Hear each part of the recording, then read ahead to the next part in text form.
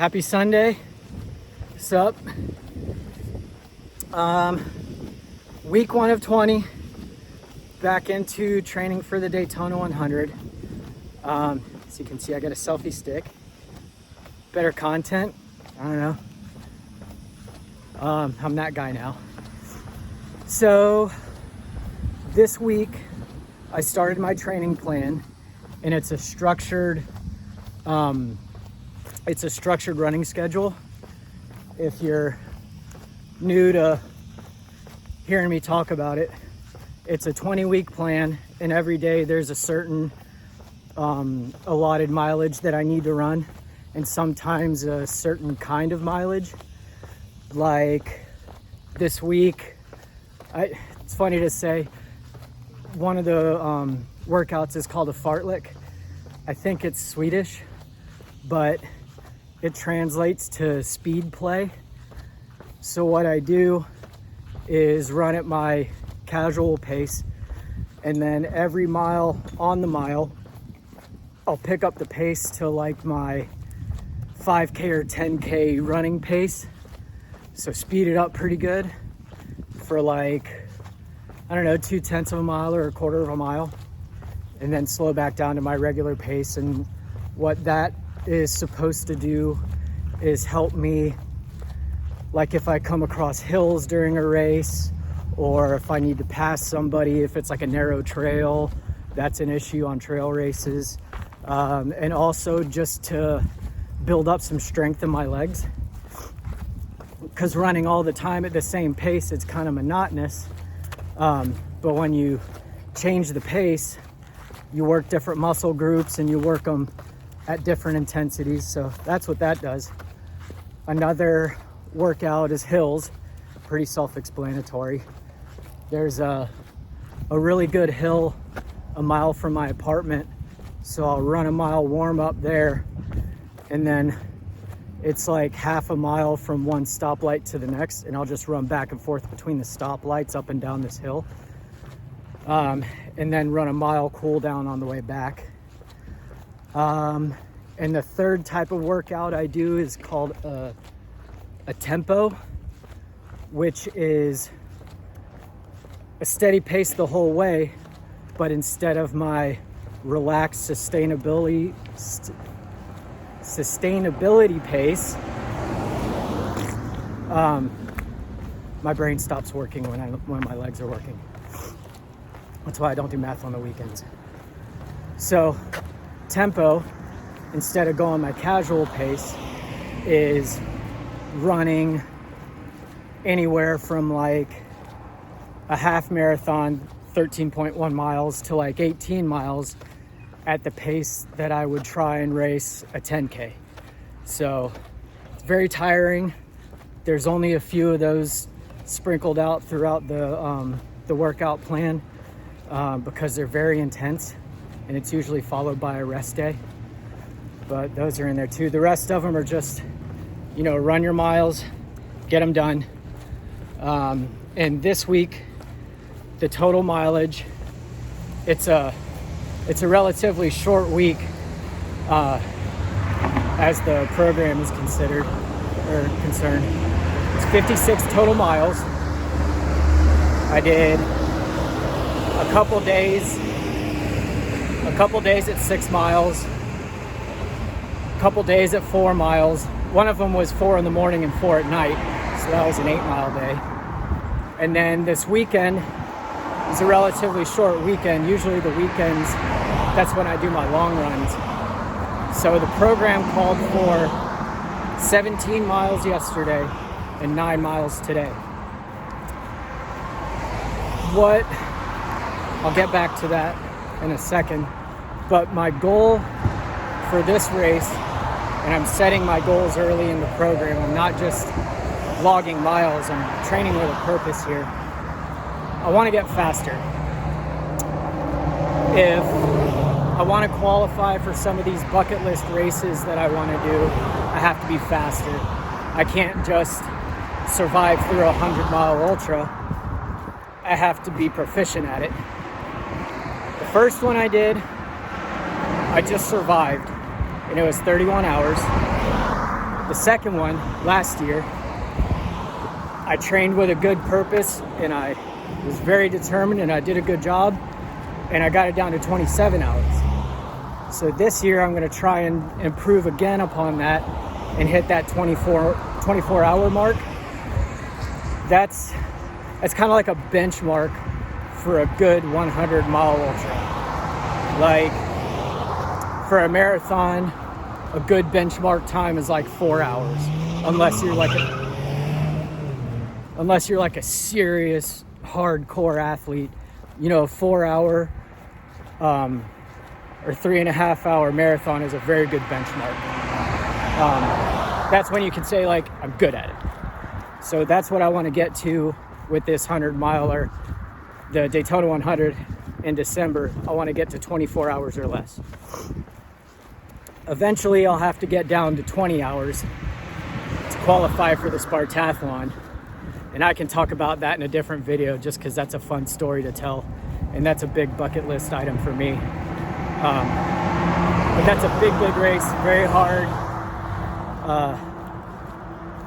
Extremely long race. It's 153 miles and it's in Greece, it's mountainous, all this kind of stuff. But anyway, I digress.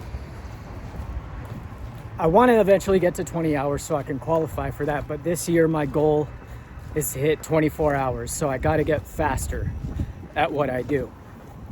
And another part of that is when you're on your feet for that long, it takes a heavy toll on your body. So there's no way to avoid that it's going to hurt.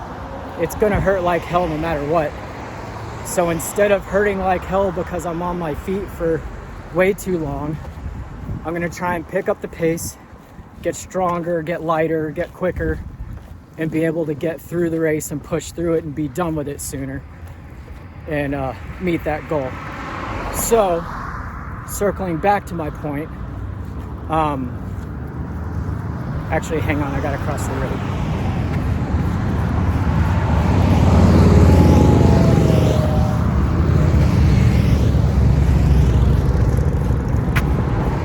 Okay, so my goal is to be faster, and so I'm setting out with the intention of running my miles harder this time. Not just getting through them, but like pushing myself and being faster, getting my heart rate threshold built up, all that good stuff. And it went pretty well during the week on those short runs, but yesterday I tried to do my 17-mile run like pretty hard. I came pretty hot out of the gates. Plus, this isn't the first time I've done this training plan, but this is the first time I've done it immediately after taking some time off. The only thing I did on my time off was just 3 or 4 miles a day just to keep a base going. And to keep my sanity. But I'm also not as good. 15:32. Thank you. I'm also not in as good a shape as I used to be whenever I would start this program. So between that and just how god-awful hot, humid it is right now, I came out pretty fast. I lost a ton of fluids. Lost a lot of fluids. By like mile 4, my socks were soaked, like sloshing soaked. I wasn't able to urinate. When I did a little bit, it was getting dark, so I was immediately dehydrated. I've been doing a good job of hydrating during the week, but it was just so hot and my body wasn't ready for it, so I had to cut it short and do 13.5 miles. Which I'm not happy about that, but live to fight another day. And I still got in a good bit of miles, got in a lot of sweat, got my work in, a good bit of my work in. And today I'm coming out and just dialing it back a little bit and getting my 9 miles done. I wanted to do 13 again today to make up for that mileage that I lost yesterday, but damn it, it is hot, and I've got 20 weeks to make up for those few miles. And I'm sure I will. But I can't wait for the weather to get better. But for now, it's just going to be slogging through it, continuing to get better, running in the heat, and losing some weight. I packed on about 12 pounds after the double anvil because I got tired of logging everything and training so hard and being so calculated. I just had to give myself a mental break. And I packed on about 12 pounds, so I'm a little soft in the midsection. And now I'm doing my training program, and I'm back to monitoring my calorie intake, not just how many, but how good my calories are. Getting a lot of good quality calories, lots of nutrient dense foods instead of calorie dense foods, unless I'm recovering. On Saturday and Sunday, I'll usually, have some pizza, maybe treat myself with a drumstick, like one of those ice cream cone drumsticks. Get some calories in to replenish what I lost.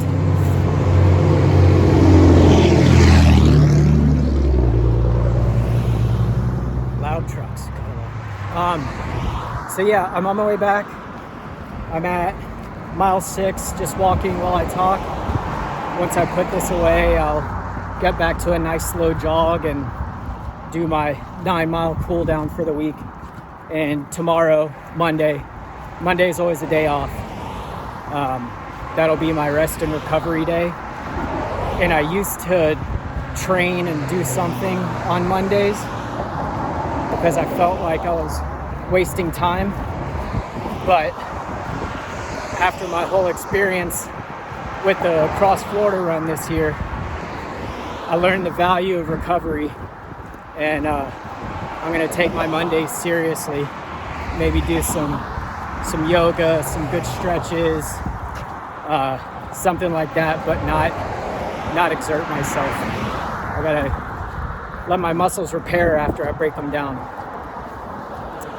So that's pretty much it for week number 1. I haven't looked at week 2 yet, but the total mileage will probably creep up into the 60s.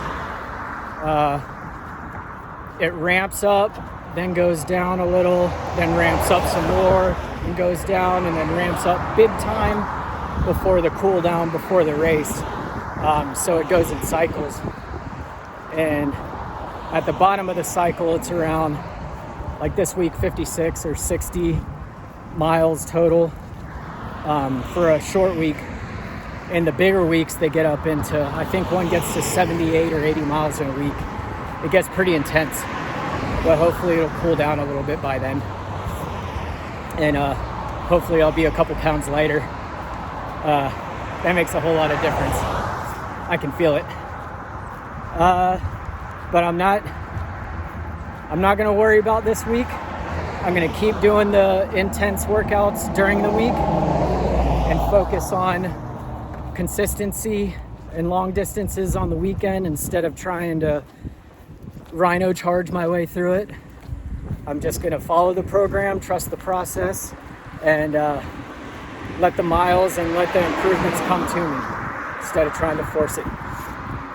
So with that, I think I'm gonna put this away. Don't really have anything else to talk about, so I'll check in with you guys later.